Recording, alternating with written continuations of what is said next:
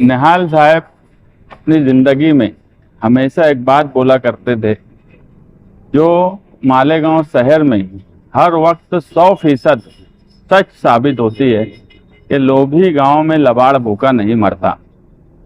और अभी जो है एक बनावटी डिविजनल कमिश्नर बोलो या कलेक्टर बोलो, एक फर्जी आदमी ये सब ओहदे बताकर और अपने आप को मुसलमान बताकर शहर में एक फ्रॉड करने की कोशिश किए और कई लोग उसमें ठगे गए।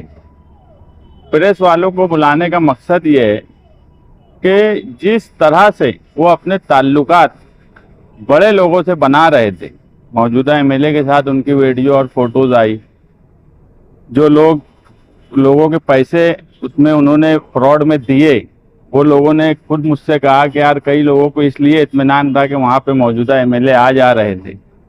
तो कहीं ना कहीं ये कड़ी या ये फ्रॉड बहुत बड़ा बना होता। मगर मैं मालेगांव शहर की तरफ से, समाजवादी पार्टी की तरफ से पुलिस डिपार्टमेंट का शुक्रिया अदा करता हूं कि उन्होंने बहुत जल्द ही उस फ्रॉड आदमी को गिरफ्तार कर लिया और आवाम के सामने सच्चाई लेकर आई और बहुत गरीब लोग उस फ्रॉड में फंसने से बच गए। इसलिए मैं एडिशनल एसपी तकबीर सिंह सिंधु साहब, उनकी टीम और पुलिस डिपार्टमेंट का शुक्रिया अदा करता हूं कि एक अच्छा काम उन्होंने किया और मालेगांव शहर को बड़े फ्रॉड से बचा लिया गया। क्योंकि उनके बारे में अभी और मालूमात जो मिली है कि झारखंड में भी उन्होंने किसी मस्जिद का पैसा फ्रॉड करके जमा किया और वहां से भी फरार हुए। तो वो बहरूपिया आदमी था और कई जगह के मामलात उनके आ रहे हैं। पुलिस अपनी चौकसी कर रही है, कल उनको हाजिर करने वाले हैं। अब रिमांड रिपोर्ट में क्या तफसील आएंगी वो भी आवाम के सामने आएंगी। मगर जिन लोगों का पैसा, क्योंकि वो जो भी लोग हैं 30-35 लोग हैं बोला जाता है और सब गरीब लोग हैं, मैं पुलिस से यही रिक्वेस्ट करूंगा कि उन लोगों का पैसा किसी तरीके से अगर मिल जाए तो अच्छा है। और शहरियान से भी ये गुजारिश करूंगा कि वो किसी भी बहरूपिये या बाहर से आया हुआ आदमी या मालेगांव शहर का ही अगर इस तरीके का फ्रॉड करता है तो लोग बगैर कागज पत्तर के, बगैर किसी से बात को समझे हुए, क्योंकि वो महेश नगर में ही रह रहा था, मैं भी महेश नगर में रहता हूँ, मेरे पास 2-4 लोग उस वक्त आए भी कि इस तरीके की बात बोली जा रही है पैसा देने की। तो मैंने उनको मना किया, यार मुझे वो आदमी समझ में नहीं आता है। क्योंकि मैं खुद भी एक, जिस वक्त अफ्तार पार्टी रमजान में रखी गई, मैं अफ्तार पार्टी में नहीं गया मगर मेरे महल्ले के हिसाब से मैं खुद भी वहाँ गया था। उस वक्त 5 मिनट उनसे जो भी बातचीत हुई, मैं निकलने के बाद रिजवान सर और मैं यही बात हुआ कि ये फ्रॉड आदमी है, ये कहीं ना कहीं गड़बड़ कर रहा है। लेकिन पुलिस डिपार्टमेंट ने सही वक्त पर उन पर कार्रवाई की और ये शहर को एक बड़े फ्रॉड से बचा लिया। देखिए, हम लोग शहर में एक जिम्मेदार हैं, हमको देखकर बहुत से लोग फैसला करते हैं। तो हम किससे मिल रहे हैं, किससे ताल्लुकात बना रहे हैं। एक बात ये नहीं समझ में आती कि एक इरफान हैदराबादी इलेक्शन के वक्त आया, उनसे भी सारे ताल्लुकात मौजूदा एमएलए के ही क्यों बने। इससे पहले हीरा गोल्ड का एक मामला हुआ, उस वक्त भी ये बात बोली जाती थी कि इनके ताल्लुकात वहाँ भी बने हुए थे। ये आदमी आया, जब ये आदमी आया तो मेरा ये बोलना था कि एमएलए की पहली जिम्मेदारी ये थी कि उसकी पूरी चौकसी करते उनसे ताल्लुकात बनाने से पहले। एक आदमी ये आके बोल रहा है कि मुसलमान हुआ। आज मुल्क के हालात क्या हैं, ऐसे हालात में कोई इस तरीके की बात बोल रहा है और उससे आप कैसे ताल्लुकात बना रहे हैं। आज तो ये बात सच साबित हो गई कि वो आदमी कोई कलेक्टर नहीं है, कोई डिविजनल कमिश्नर नहीं है, दूसरी जगह के फ्रॉड की भी खबरें उनकी आ रही है। तो ऐसे आदमी से यही क्यों ताल्लुकात बनाते हैं मालेगांव शहर में। इनको समझना चाहिए कि ये जो भी आज जिम्मेदार हैं, शहर के एमएलए हैं, मजहबी जिम्मेदार हैं, उसके बाद सारे फ्रॉड करने वाले लोचेबाज लोग इनसे ही ताल्लुक क्यों बनाते। ये उनको भी सोचना चाहिए, मौजूदा एमएलए को भी और मालेगांव शहर की आवाम को भी सोचना चाहिए कि सारे फ्रॉड करने वाले लोग जो लोचा करते हैं, मैं इससे पहले भी बोला कि आजकल उनके आसपास भी सारे ऐसे लोग रह रहे हैं जो किसी न किसी लोचे में, किसी न किसी गड़बड़ में, किसी न किसी फ्रॉड में शामिल रहते हैं। ऐसे लोगों का ही संगन मत उनके साथ क्यों नजर आता, ये तो साफ साफ अब एकदम क्लियर होता जा रहा है। तो ये मौजूदा एमएलए की जिम्मेदारी थी, क्योंकि मैं बोला कि यार कुछ लोग मुझे खुद बोले कि हमने तो एमएलए को कई बार वहां आता जाता देखे, उनके घर के लोगों को आता जाता देखे, इसलिए हमारा एतमाद बन गया। क्या नौकरी के बारे में क्या कुछ लोग आपसे आए कि मिलने के लिए क्या? वो जो है उस यानी हठधर्मी बोली जाए कि महाराज सैजिंग के पास एक जगह है, पुलिस डिपार्टमेंट के लिए सरकार ने रिजर्व करी है, उस जगह पर रो हाउसिंग बनाकर देने की बात, कुछ जमीन देने की बात, कुछ लोगों को नौकरी देने की बात, इस तरीके से अलग अलग हिसाब से उन्होंने पैसे लेने की कोशिश की है। और मैं जो बोला कि पुलिस डिपार्टमेंट अगर इतनी जल्दी कार्रवाई नहीं करती तो ये फ्रॉड बहुत बड़ा होता, ये मालेगांव शहर का हो सकता है सबसे बड़ा फ्रॉड होता, मगर पुलिस ने बहुत अच्छा काम किया और पुलिस ने अपनी जिम्मेदारी निभाई और मालेगांव शहर को एक बहुत बड़े फ्रॉड से बचा लिया। तो लोगों को भी चालाक और होशियार लोगों के साथ ही रहना चाहिए। इस तरीके के सोशल मीडिया पे गश्त करते ही रहते हैं, तो आप उसको क्या कहेंगे? ये माशरे की बुराई है।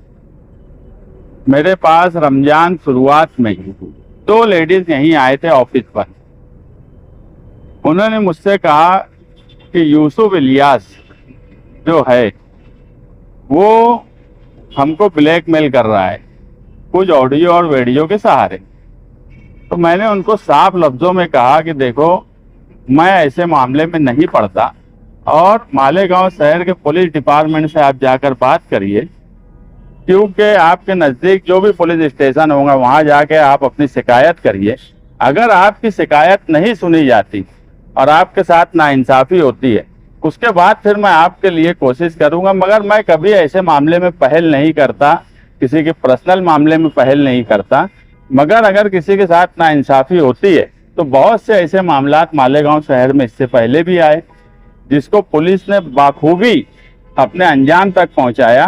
तो मैंने उनसे कहा कि आप लोग पुलिस डिपार्टमेंट से इस मामले में मिलिए, अपनी शिकायत रखिए, वो बराबर कार्रवाई करेंगे। उसके बाद वो पुलिस डिपार्टमेंट के पास गए कि नहीं गए मुझे इसका इल्म नहीं, ना उसके बाद वो लोग मुझसे आकर मिले। हाँ, वो उस वक्त ये बोले कि बहुत बड़े लोग हैं, बहुत मजहबी तंजीम से जुड़े हैं और कई तंजीमों से जुड़े हैं, अपना एक असर और रसूख रखते। तो मैंने उनसे ये भी कहा कि आसाराम बापू भी बहुत बड़ा आदमी था, मगर कानून से बड़ा कोई नहीं होता। अगर किसी खातून के साथ या किसी लड़की के साथ, बोलते हुए उसने ये भी बोली कि यार वो लड़की नाबालिग है, मैंने ये कहा कि अगर मैं बोल रहा हूँ कि आसाराम बापू जैसा आदमी जिसका असर और रसूख सियासी भी था, रुपये पैसे का भी था, मगर आज वो जेल में है, तो कानून से बड़ा कोई नहीं होता। उसके बाद उन लोगों ने क्या किया मुझे नहीं पता। मैं भी सुन रहा हूँ कि कोई ऑडियो वीडियो चल रही है, मगर मेरे तक अभी तक नहीं आई, मैं खुद तो नहीं सुन पाया, मगर मैं लोगों से सुन रहा हूँ कि इस तरीके की बातें हो रही है। ये कहीं ना कहीं माशरे की बुराई है। शहर में मजहबी लिबास ओढ़ लेना और इस तरीके की हरकत करना, ये बहरहाल गैर मुनासिब बात है और माशरे में या समाज में इस तरीके से काम नहीं होना चाहिए, वो भी शहर के जिम्मेदारों की तरफ से, जो अपने आप को बड़ा ही दीनी मजहबी बुनकरों का जिम्मेदार मानते हों। ऐसे लोग अगर उनकी शिकायत इस तरीके की आने लगेंगी तो आम लोगों पर इसका क्या असर पड़ेगा, ये पूरे शहर के सामने सोचने का सवाल है। देखो, वो मैं बोला रमज़ान शुरुआत में जब वो मेरे पास आए तो मैं ऐसे शिकायत मेरे पास ऐसे भी आती जाती रहती है, मैं हमेशा से कभी ऐसे मामले में पहल नहीं करता। सही गलत का फैसला पुलिस और कानून करता है। तो मैंने उनको उस वक्त यही बात बोला कि अगर तुमको ब्लैकमेल किया जा रहा है तो आप पुलिस में शिकायत करिए। उसके बाद उन्होंने शिकायत की कि नहीं की, इसका इल्म मुझे नहीं है अभी, मगर कोई ऑडियो वीडियो ऐसी चल रही है, ये मेरे कान पे भी बात आई है। अब क्या सही है क्या गलत है, अगर उनके साथ कोई नाइंसाफ़ी हो रही है, और मुझे यकीन है कि मालेगांव शहर के पुलिस, वो खंडवी साहब हो, भारती साहब हो, या आज के एडिशनल एसपी तकबीर सिंह सिंधु साहब हो, पुलिस डिपार्टमेंट कम से कम ऐसे मामलात में बहुत खामोशी से और खुफिया तरीके से कार्रवाई करती है।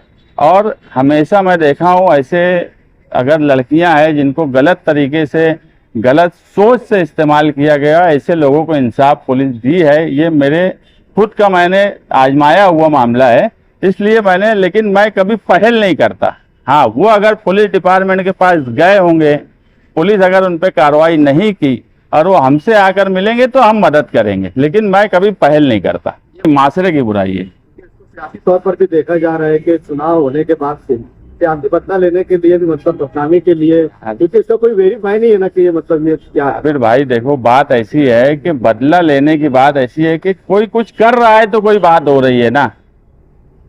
मैं भी सियासी हूँ, मेरे से भी मेरे मुखालफिन बदला लेने की कोशिश करेंगे, दूसरे लोग भी सियासी है, आसिफ शेख भी सियासी है, एजाज बेग भी सियासी है, मुफ्ती साहब भी सियासी है, सब एक दूसरे से सोचेंगे, लेकिन कोई कुछ करेगा तो कोई बात पैदा होगी। बिला वजह तो कोई मुझ पर इल्जाम नहीं लगा देगा। और जिस तरीके से फोटो लगा दिया गया, मतलब डायरेक्ट सीधा चेहरा वाजे कर दिया। मैं तो नहीं देखा, ना मैं ऑडियो सुना, ना फोटो देखा, ना वो वीडियो है कि ऑडियो, इसका भी इल्म मुझे नहीं है, ना मेरे पास आया है। हो सकता है मुझे लोग रमजान के लिहाज में नहीं भेजे हो, इस बात भेजेंगे तो सुन लूंगा।